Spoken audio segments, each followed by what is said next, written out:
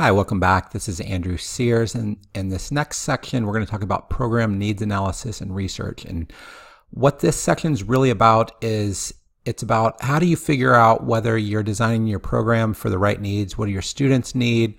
What does your institution need? What do other stakeholders like employers, governments need?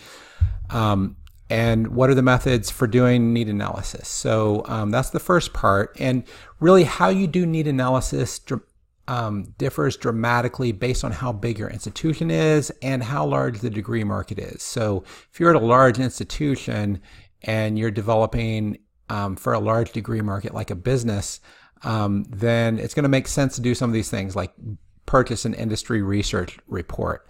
There's going to be vendors that will sell research reports on the online business degree market.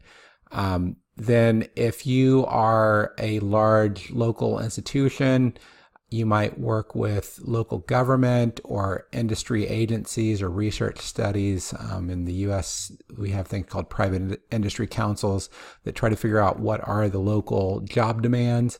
And then, you can do intensive things like surveys, focus groups, working groups that operate effectively at scale.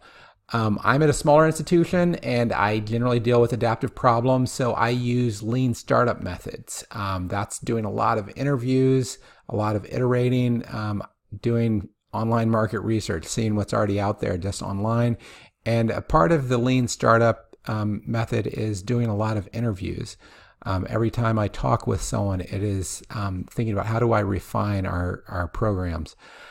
And then everyone needs to be doing research on comparable programs, thinking about assessment models, thinking about, especially if you're in a degree that has licensing, working through that. So that's kind of the big picture, but I'm going to present a very specific model of how I do this type of research, partly because it's quick and it's inexpensive, and it's something you can get done in your course. Now, you could do a lot more than this, but the model that I have is you have your program outcomes, your courses, and your curriculum map, and you're trying to find input into that. So ultimately, as I mentioned before, everything has to follow the organizational mission. You're going to need to get faculty input and institutional learning outcomes. So that's your internal stakeholder needs and priorities.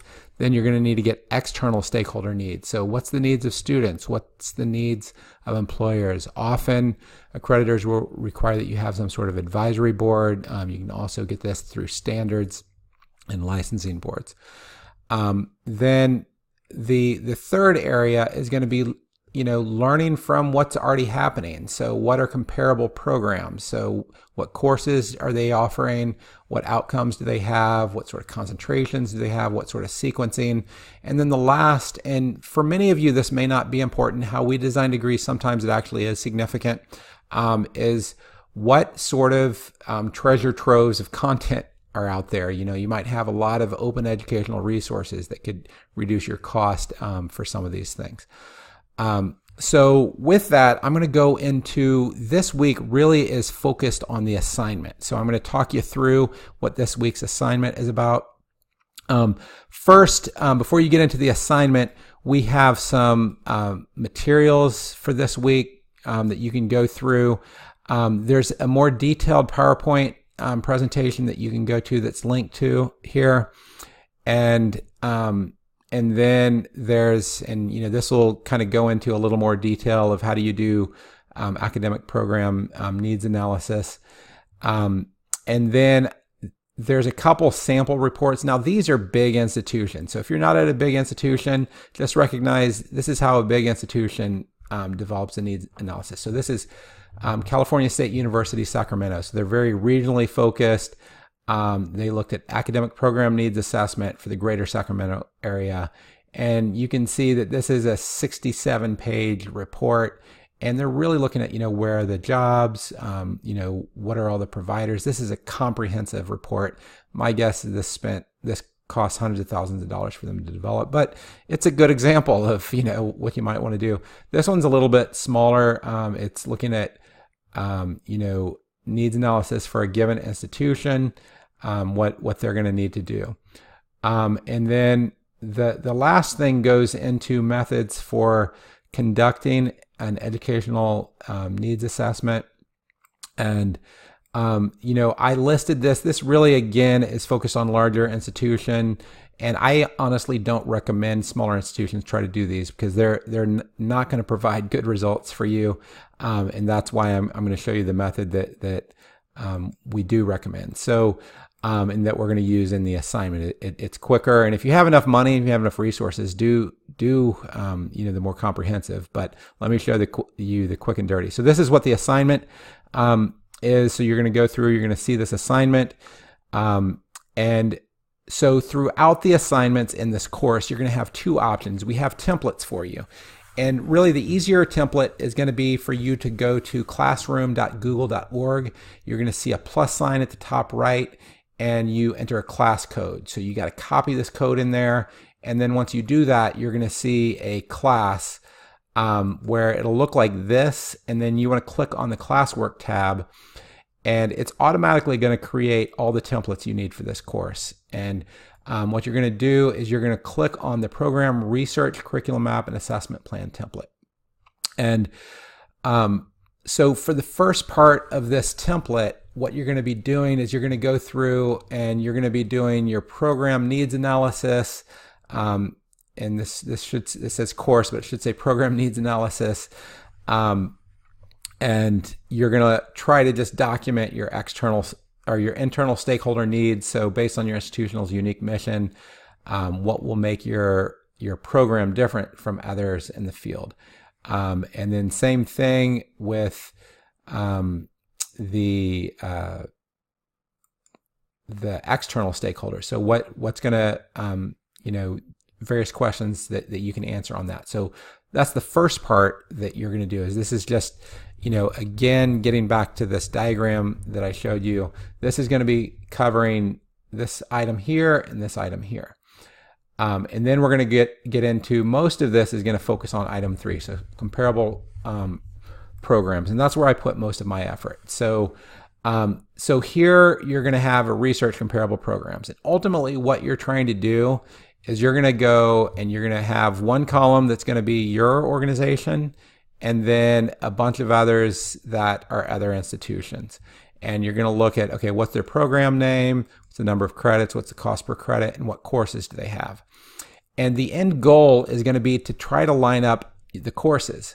And sometimes that'll be hard, but it'll help you realize where you might have gaps in your program. And in many cases, you might want to have a gap, or you might want to have courses that other people don't have, but you want to know that. So, and later we're going to get into the curriculum map, but I'm not going to talk about that now. So let me show you some examples of that are linked in your in the instructions for this course. So as you go through in the course, so option 1 I mentioned was you can go through Classroom. Option 2 would just be to click on this link and then share it. You have to make a copy of it and then share it. But what I want you to do is I want you to go through the assignments here, and you're going to see some samples. So I want you to look at these samples because to fill this out correctly, you're going to need to see how it was done. So you're going to fill in the needs analysis and the research on comparable programs tab. So let me show you the first one of these, which to a certain extent, sometimes you can deviate a little bit from what I did. So this is a program we developed with Third Millennium, and we did research on courses and we did research on program outcomes. I put them in different tabs, but in this case, what I was doing is I was looking at certificate programs. And Liberty, they have a certificate program, 12 credits, and they require these courses. Moody has a certificate program. They require these courses. So this is in ministry. Fuller has an 18 credit certificate program. So I wanted to see what the certificates looked like at the graduate level. And then same thing at the undergraduate level. So we were doing an undergraduate certificate, a graduate certificate, and we were also doing some research on masters. So we did the same thing for these. And I like to link the actual program. So if I need to go back and get more detail. And then you'll see that I have the master's courses where I looked at a full ministry degree, and I compared those programs. And ultimately, it can be helpful to try to align these courses. Now, in this case, what I did is I compared the program learning outcomes. I did them separately. Sometimes in the template we gave you, we include them in the same tab, but you can break them out into a separate tab if you'd like. So let me show you a couple other examples. So these are the other templates we're going to provide you with. So in this case, I actually, business is an example where there's some industry standards.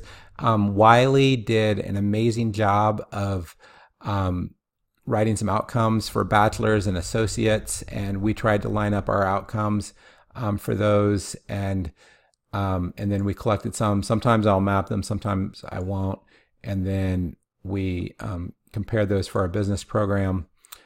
And then in the ministry, you can see, we, let me just pull this up.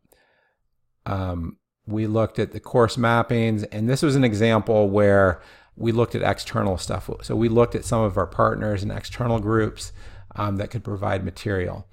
Now, probably the best examples that I have, and these aren't going to be available to you, but I'm going to go ahead and show you two programs that I recently went through. This was a nonprofit program, and it's showing an example of how we've lined things up. So to try to figure out where the hole. So we saw, okay, financial accounting, and all these other programs had financial accounting, and fundraising, all these other programs had fundraising.